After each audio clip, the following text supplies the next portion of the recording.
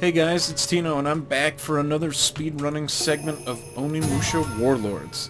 I am still kind of learning the run, so I apologize for some of the shenanigans you're going to see. I'm going to try and tighten it up with hopefully some consistent replaying. But this segment of the run is kind of tricky. There's a bunch of fights with fairly difficult enemies because I need to do a little bit of farming.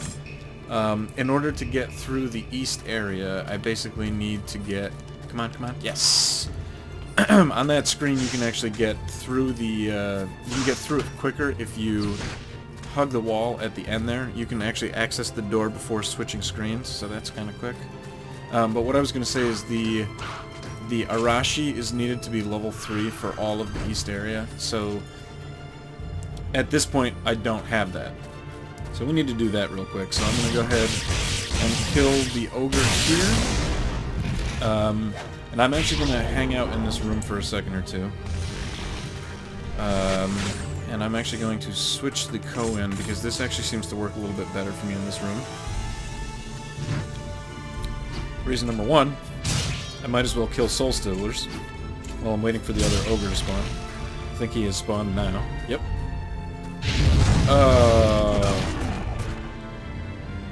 That was atrocious. Unfortunately, the way that this game works, sometimes the magic spells will just target, you know, not the enemy you want, even if you're like holding the auto aim and stuff like that. It seems to be fairly fickle sometimes, which is really a total pain in the caboose.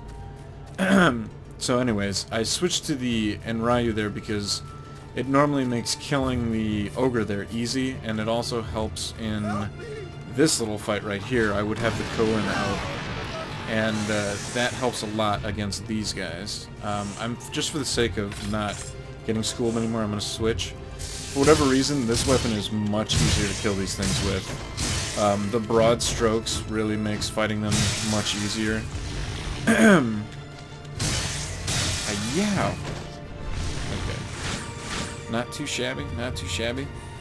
So part of my route here is using the decorated sword here, and actually I should have switched to the Arashi in the menu there. I gotta remember to do that next time, just so I don't have to open the menu twice. But I want to go out into the east area quickly for two reasons. Number one, I want to reset the previous room.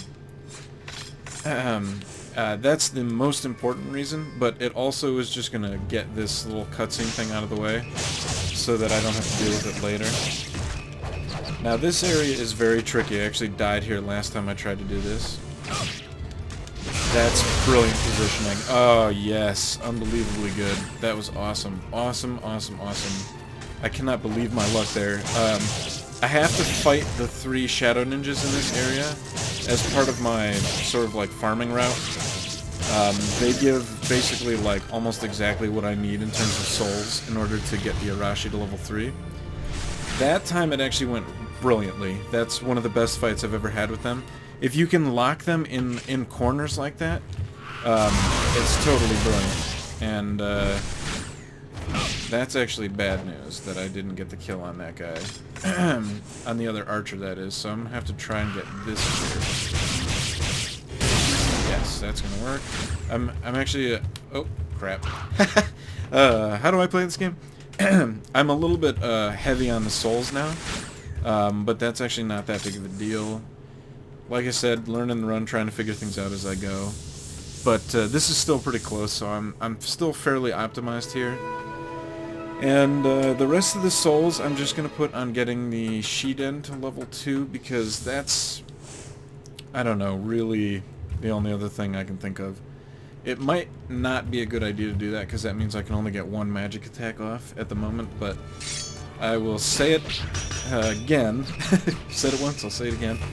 Still sort of learning and optimizing as we go, so I'm trying to figure out, you know, what strategy is going to work the best. I actually foolishly had to switch back to the Arashi to kill the Blue Knight, so normally I would walk into this area and already have the green orb equipped so that I can just pop open this door really quickly. Now for some quick mashing, just so I don't have to deal with the ninja guys. Okay, hard left. And unfortunately you have to actually look at a scroll there. That's one of the few necessary parts of menuing. Oh, that was close. I almost made it through. You can definitely make it through there without taking a hit. And hopefully I can get that next time. I really need to not take a hit from the blue knight here. That's gonna work pretty nicely. Hard right. Alrighty. Just ignoring pretty much everything. There's a mole here. There's actually a statue there that was glowing red that would give a whole bunch of souls, but since I don't really care at the moment, I'm also going to pick up the great armor here. In a single segment run, I'm fairly confident that the upgraded armors are pretty much necessary because bottom left, upper right, bottom left, bottom right. There we go. The increased protection is, I'm more and more convinced, pretty much mandatory because you really take a lot of damage in this game. And for good reason. I mean, part of the style of this, you know, sort of genre, the survival horror, is that you're very human, you know? You will get schooled. And, yeah. That's, another segment done. Not too shabby. I'm actually going to pick up this medicine for a couple of reasons. A, the next boss fight is going to be essentially the toughest boss fight in the game. So what are we at? 59. Okay. So I'm not going to do any more saving, but I do want to take a quick chat with you gentlemen really quickly. And ladies, if there are any. So once I take this boat across, this is actually a sort of part of the next segment. So I'm not gonna do that. But when you take the boat across, it puts Seminosuke into like a caged area, and then you switch over to the next Kaede mission. So I'm actually gonna do her mission separately as like another segment. So while I have a brief moment here, since the run is finished, like I was saying, the great armor, I think the switch there is going to be necessary. You really take a crap ton of damage in this game. So the protection is really useful. In the next boss fight, there's going to be a lot of syncing of magic attacks, and even then, because I don't have max level magic spells, and I also have a very small magic meter, it's going to take a whole bunch of patience in order for me to get it done properly. That being said, there are a bunch of like respawning sort of mobs during the boss fight that will help me accrue magic and stuff like that. So I should be able to get, you know, enough magic to get the spells and actually beat the boss. But I have a feeling that this is going to be the most grueling encounter of the game. The other thing is, there's a Kaede mission that, you know, you switch to another character before this boss fight. So in like a marathon setting, I think this is actually going to be even more difficult because you're going to have come from controlling Kaede, who is significantly quicker. She like turns faster. She has like a crazy flip move that you can use to like dodge things, and Seminosuke really just kind of has like a sidestep thing going on, so he can be a bit of a pain in the butt. Anyways, yeah, I think the time on that one was good. I think that was like about a 4-minute segment or so. I got really fantastic luck with those stupid shadow ninjas. Oh my god. Those guys are such pains in the butt. But that honestly worked out really well. Two of them got stuck in the corner, and one of them was actually in the air when I did the wind move, which is awesome because it essentially juggled him like 7 or 8 hits in the wind, and killed him instantly, and also killed the other ninja who was weak. Or, you know, it might have been the flying guy who was weak, I don't remember. But either way, it worked awesome. That's exactly what you want to do, because all of my weapons are super low level. Like, I've literally put no points in leveling the weapons, which might be a mistake at some point, but we'll see.